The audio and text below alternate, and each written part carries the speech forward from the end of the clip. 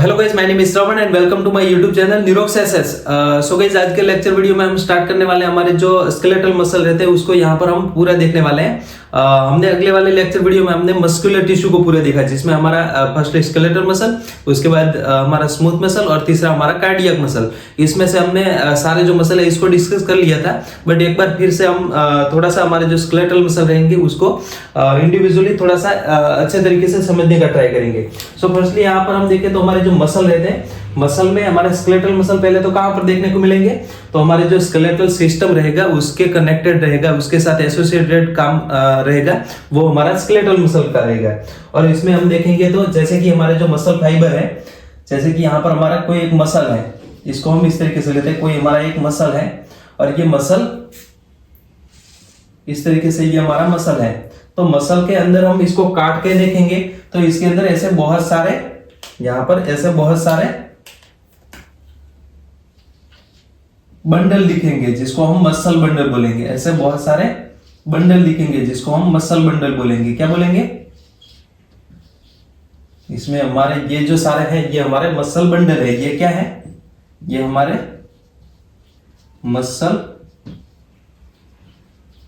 Bundle है। और ये क्या था? ये हमारा एक मसल है। ऐसे बहुत सारे मसल बंडल मिलके हमारा एक मसल बनाएंगे, मसल बनाएंगे। तो ये हमारा मसल, और मसल के अंदर हमारे ऐसे बहुत सारे मसल बंडल। अब यहाँ पर ये कोई एक मसल बंडल है, इसको हम बाहर निकाल के देखें। जैसे कि ये हमारा मसल बंडल है तो इसको हम बाहर निकाल के देखते हैं। जैसे कि हमारा ये मसल बंडल है तो इसको हम इस तरीके से बढ़ा करके बाहर निकालते हैं। तो इसमें देखेंगे तो इसमें भी ऐसे बहुत सारे फर्दर हमारे मसल फाइबर देखने को मिलेंगे। ये हमारा एक क्या है? तो ये हमारा एक है मसल बंडल है। ये क्या है? एक मसल बंडल है। तो ये मसल बंडल में भी ऐसे बहुत सारे फाइबर रहेंगे, मसल फाइबर रहेंगे जिसको हम बोलेंगे मसल फाइबर। ऐसे बहुत सारे यहां पर भी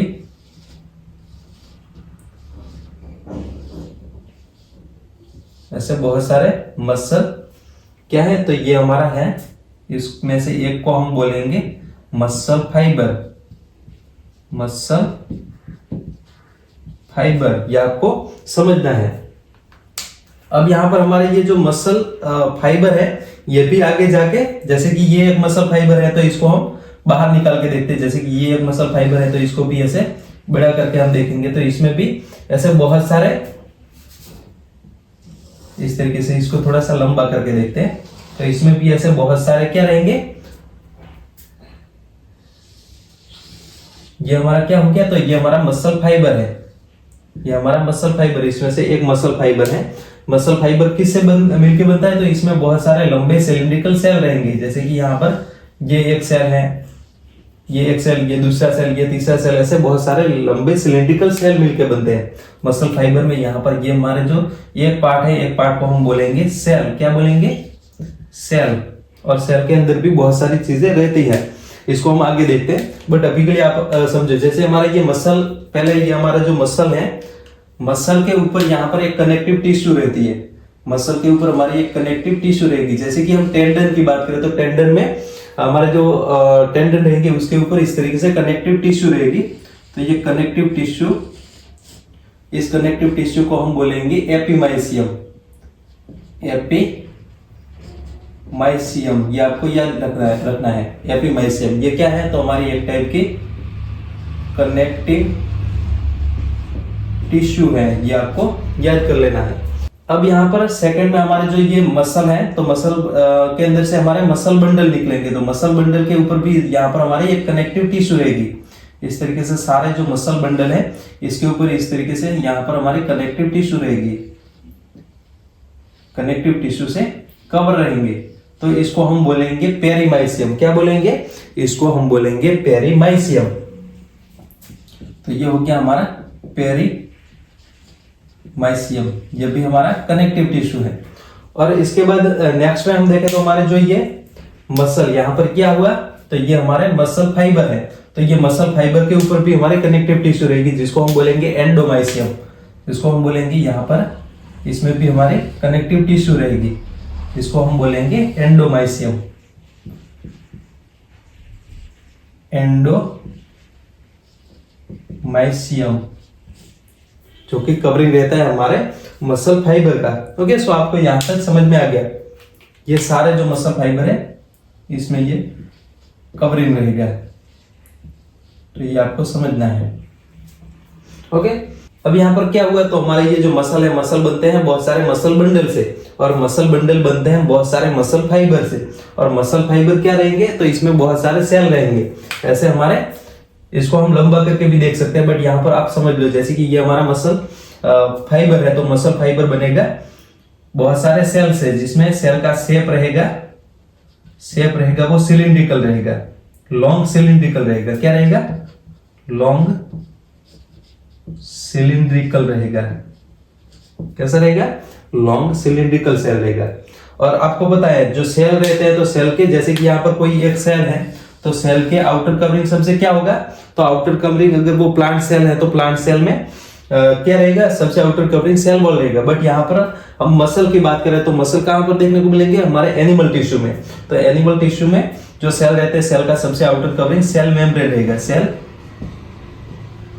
मेम्ब्रेन रहेगा। सबसे यहाँ पर लिखते हैं, सेल के ऊपर सबसे आउटर कवरिंग सेल मेम्ब्रेन रहेगा, सेल मेम्ब्रेन रहेगा। तो ये सेल मेम्ब्रेन को हम बोलेंगे हमारे स्पेशली, हमारे ये सेल को, पहले तो ये हमारे जो सेल है मसल फाइबर में, ये सेल को हम बोलेंगे मायोसाइट्स, इसको हम बोलेंगे मायोसाइट्स बोलेंगे, ये आपको याद रखना है। अब हमारे ये मायोसाइट्स के ऊपर हमारा सेल मेम्ब्रेन है, तो ये सेल मेम्ब्रेन को हम बोलेंगे, मायोसाइट्स के सेल मेम्ब्रेन को हम बोलेंगे सार्कोलेमा, सार्कोलेमा, ये आपको याद करना है, सार्कोलेमा हो गया।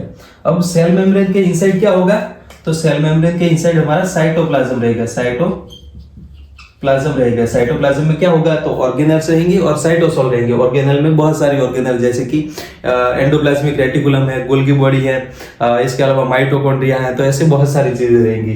तो यहाँ पर साइटोप्लाज्म और साइटोसोल भी रहेगा। साइटोसोल यानी कि हमारा जो मैट्रिक्स पार्ट रहेगा, ये साइटोसोल रहेगा। ओके, अब यहाँ पर हमारे सेल मेम्ब्रेन के इनसाइड क्या, तो साइटोप्लाज्म रहेगा। इनसाइड यहाँ पर साइटोप्लाज्म रहेगा। तो ये साइटोप्लाज्म को हम हमारे ये मायोसाइट्स में क्या बोलेंगे, तो इसको हम बोलेंगे सार्कोप्लाज्म, इसको हम बोलेंगे सार्कोप्लाज्म, ये आपको याद रखना है। और इसके अंदर बहुत सारी ऑर्गेनेल भी रहेंगी, जिसमें साइटोप्लाज्म में क्या रहेगा, तो इसमें बहुत सारी ऑर्गेनेल रहेंगी, जिसमें क्या रहेगा, जैसे कि न्यूक्लियस है, इसके अलावा हमारे जैसे कि एंडोप्लाज्मिक रेटिकुलम है, माइटोकॉन्ड्रिया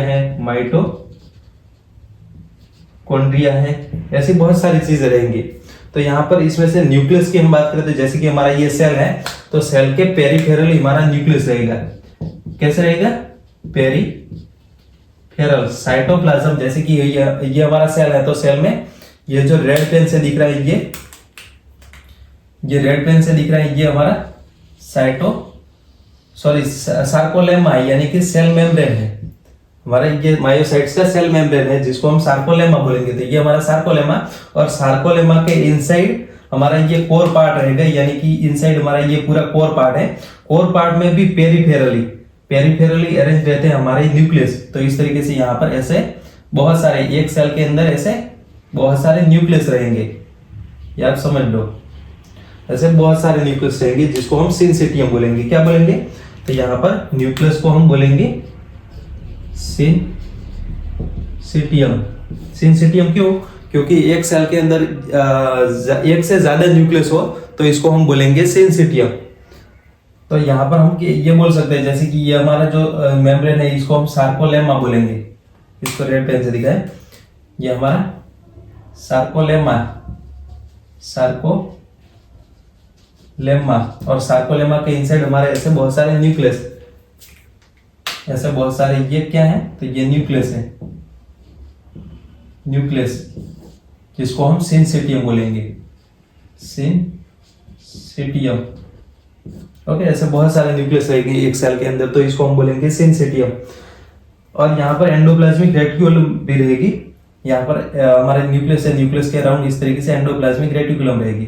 तो ये भी आपको पता है, जैसे कि ये न्यूक्लियस है, तो न्यूक्लियस के इस तरीके से एंडोप्लाज्मिक रेटिकुलम रहेगी। तो ये आपको पता है। तो ये हमारे जो मायोसाइट्स हैं, हमारे ये फाइबर सेल है, तो फाइबर सेल के अंदर इसको हम बोलेंगे सार्कोप्लाज्मिक रेटिकुलम। सार्कोप्लाज्मिक रेटिकुलम किसको बोलेंगे? एंडोप्लाज्मिक रेटिकुलम को हम बोलेंगे सार्कोप्लाज्मिक रेटिकुलम। ओके, सो आपको ये समझ में आ गया।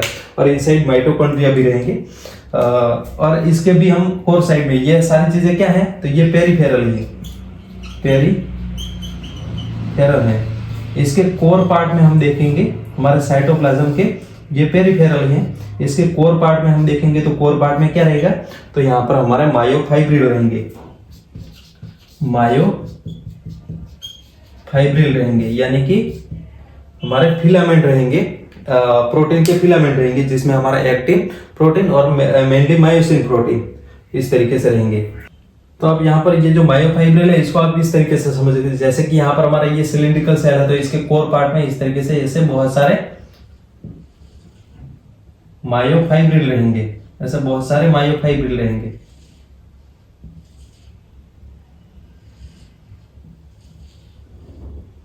यहाँ पर इस तरीके से ये क्या है? तो ये हमारा मायोफाइब्रिल है, मायोफाइब्रिल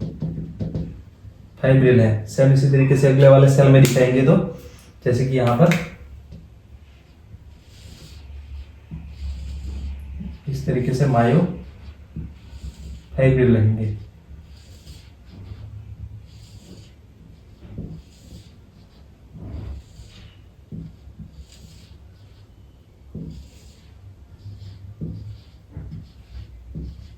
इस तरीके से आप समझ सकते हैं, ये सारे मायोफाइब्रिल है। क्या है?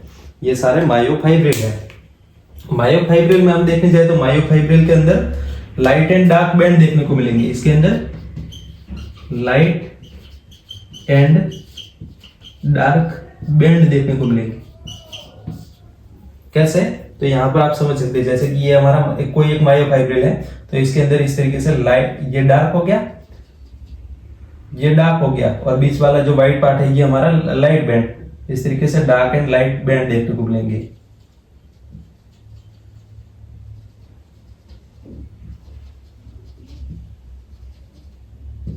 ऐसे सारे जो मायोफाइब्रिल है, इसके अंदर इस तरीके से लाइट एंड डार्क बैंड देखने को मिलेगा। ये लाइट एंड डार्क बैंड रहेगा, वो अल्टरनेट रहेगा, इस तरीके से रहेगा।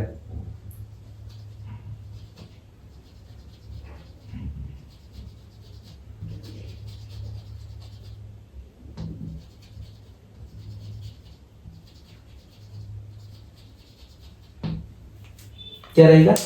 तो यहां पर आप समझ सकते हैं, जैसे कि ये है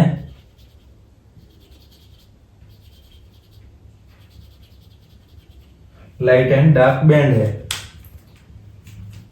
फर्स्टली यहां पर हम डार्क बैंड की बात करें,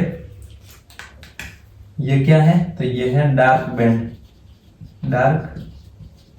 बैंड है। और यहां पर दूसरा हमारा लाइट बैंड है, दूसरा यहां पर ये हमारा लाइट बैंड है, लाइट बैंड है। क्या हुआ? तो यहां पर हमारे जो मायोफाइब्रिल है, इसके अंदर डार्क एंड लाइट बैंड देखने को मिलेंगे। डार्क बैंड को हम बोलेंगे ए, क्या बोलेंगे? ए बोलेंगे। और लाइट बैंड को हम बोलेंगे आई, इसको हम बोलेंगे आई बैंड। यानी कि इसके नाम से, जैसे कि ए है तो यहां पर एन आइसोट्रोपिक बैंड बोलेंगे, डार्क बैंड को anisotropic band, dark band को हम बोलेंगे एन आइसोट्रोपिक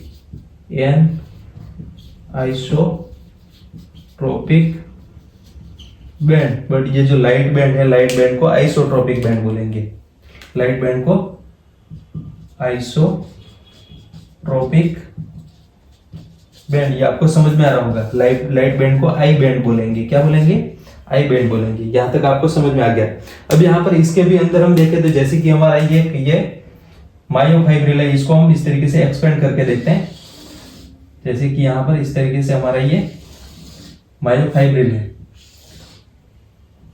तो मायोफाइब्रिल के अंदर भी हमारे प्रोटीन के फिलामेंट रहेंगे, यानी कि मायोफिलामेंट रहेंगे। यहाँ पर हमारे मायोफिलामेंट रहेंगे। कैसे? तो यहाँ पर जैसे कि ये हमारा, ये क्या है? ये हमारा मायोफाइब्रिल है, मायोफाइब्रिल फाइब्रिल है। मायोफाइब्रिल के अंदर हमारे मायोफिलामेंट रहेंगे। कैसे? इसमें डार्क एंड लाइट बैंड के जोन रहेंगे, alternate dark and light band के बैंड रहेंगे। यहाँ पर फर्स्टली जैसे कि यहाँ पर लाइट बैंड है, लाइट बैंड को हम रेड पेन से दिखाते हैं, तो यहाँ पर इस तरीके से हमारा ये लाइट बैंड हो गया है, ये हमारा लाइट बैंड हो गया। और दूसरा हमारा डार्क बैंड रहेगा, डार्क बैंड को हम ब्लैक पेन से दिखाते हैं, तो यहां पर आप समझ लो जैसे कि ये हमारा डार्क बैंड है।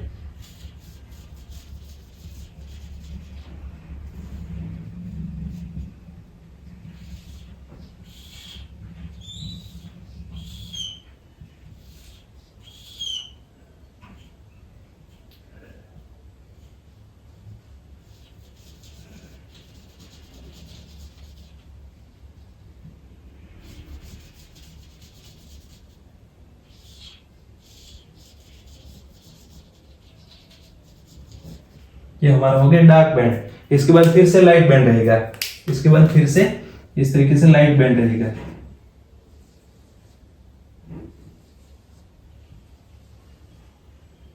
फिर से डार्क बैंड रहेगा, फिर से यहां पर डार्क बैंड रहेगा।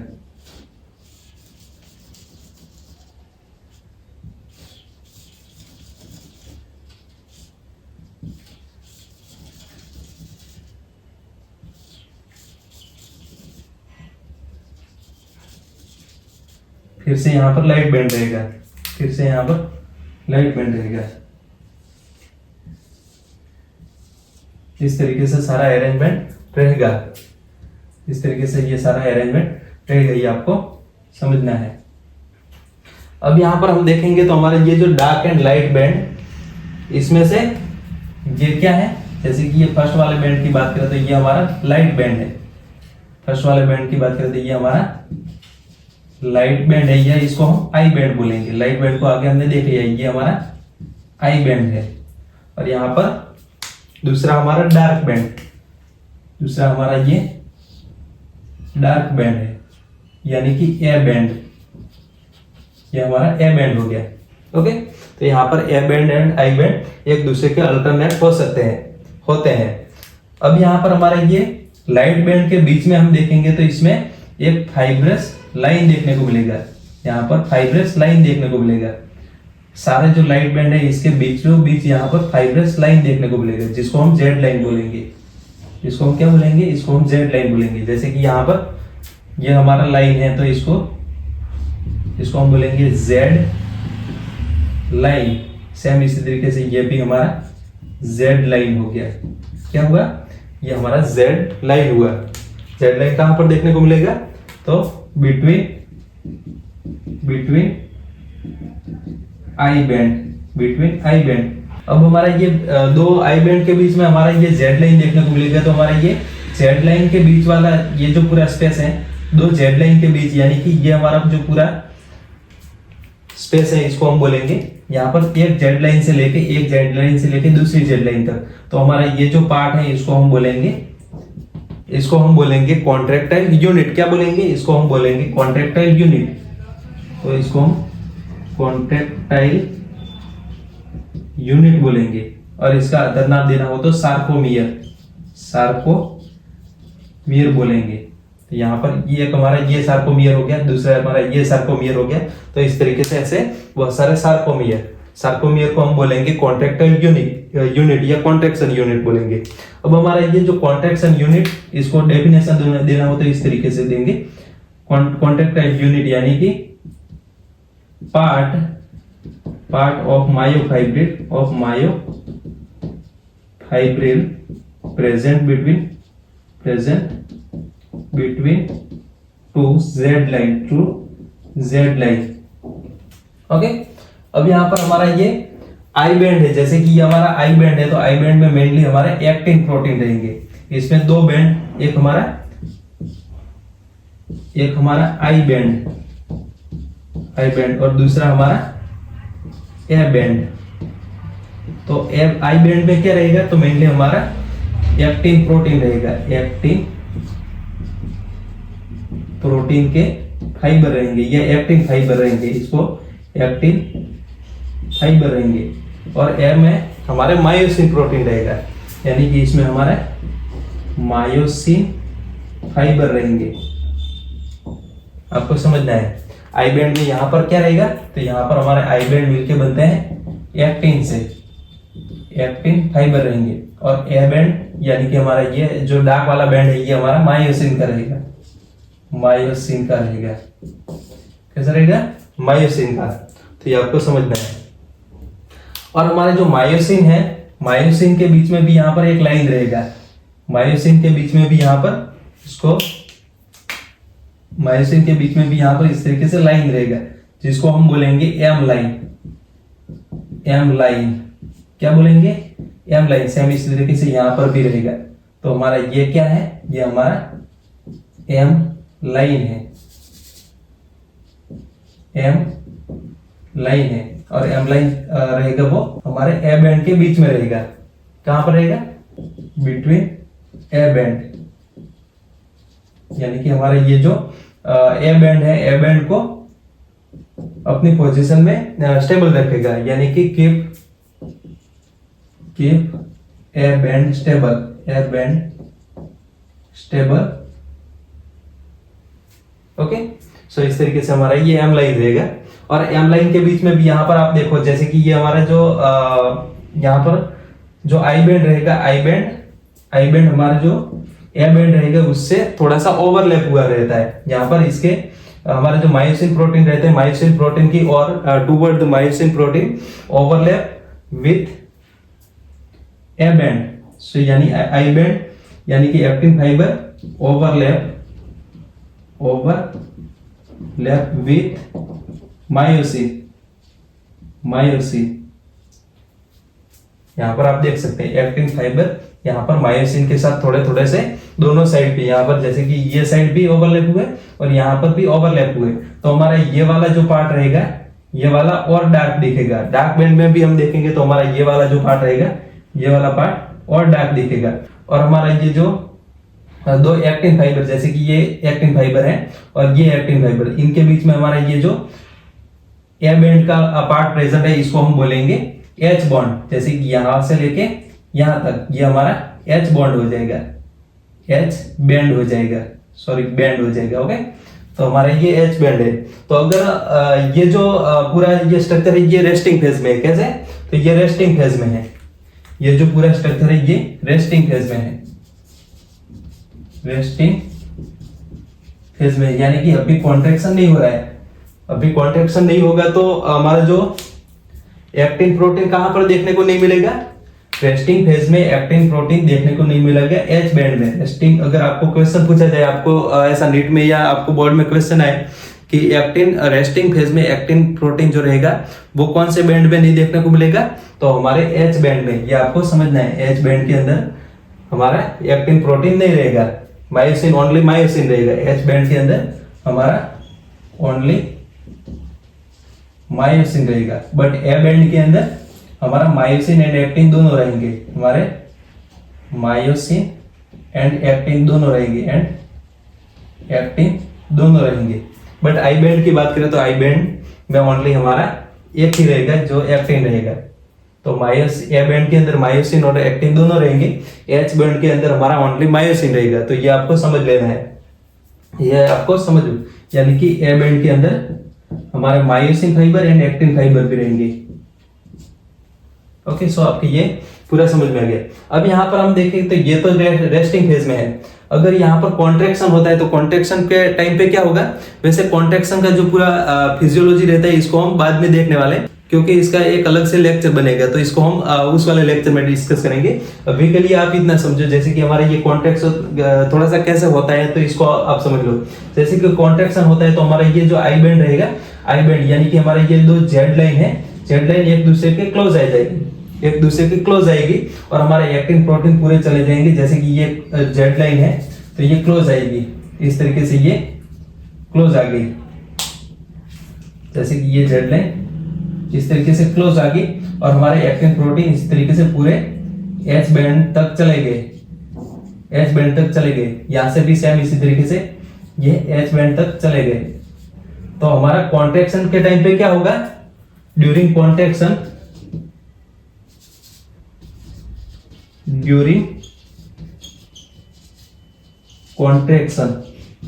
H band will disappear.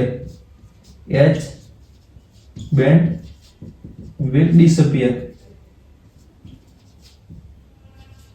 Disappear हो जाएगा। यहाँ पर इस तरीके से H बैंड जो बीच में ये वाला हमारा बैंड था, ये वाला बैंड हमारा डिसअपियर हो जाएगा कॉन्ट्रैक्शन के टाइम पे, और हमारा जो आई बैंड रहेगा, आई बैंड भी डिसअपियर होगा, यानी कि हमारे जो सारे ये आई बैंड के एक्टिन प्रोटीन रहेंगे वो ए बैंड के अंदर चले जाएंगे, और इस तरीके से हमारा जो मसल फाइबर रहेगा उसका कॉन्ट्रैक्शन होगा। ये हमारा जो फाइबर वाला पार्ट है एक्टिन और हमारे मायोसिन प्रोटीन वाला, तो इसको हम बोलेंगे, इसको क्या बोलेंगे, तो इसको हम बोलेंगे यहाँ पर मायोफाइब्रिल था, तो यहाँ पर मायोफिलामेंट। यहां तक आपको समझ में आ गया। इस तरीके से हमारा ये सारा जो ये हमारा टिश्यू कौन सा है, तो हमारा स्केलेटल मसल है, ये आपको समझ में आ गया। इस तरीके से हमारा ये स्केलेटल मसल रहेगा। इसको हम नेक्स्ट वाले पार्ट में इसमें फंक्शन किस तरीके से, कॉन्ट्रैक्शन किस तरीके से होगा, इसकी पूरी फिजियोलॉजी हम देखने वाले हैं। तब तक अगर ये वीडियो आपको पसंद आए तो please like my video, subscribe my channel and hit the bell icon. Okay, thank you guys.